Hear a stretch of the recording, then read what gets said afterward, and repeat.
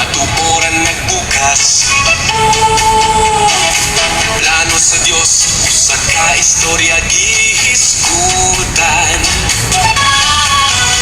Gitukod ni Jesus ang iyang simbahan, usa ka balaan nga lugar.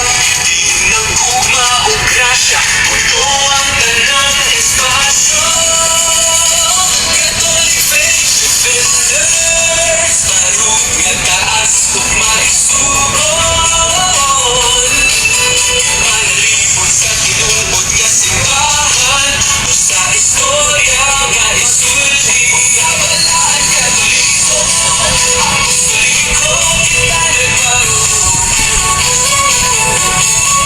Kaya sa iyang tuon, sa tibok kalibutan, dahil ang iyang ngalan, wasagin ang musika mo alsa. Ang iyang bumaw grasya, hangtod sa kahampuran. Ligon ng simbahan, gitukod sa totoo. Walay bisan sundahon sa kalibutan, makapabulag sa iyang panahon. Kikin sa mga yawi ni Pedro, hangtod sa desisyon sa pagbawalan. Pagkabungkag nga linya, alang sa tanan nga gikan. Catholic faith defenders, tayo nga taas ug maisugon.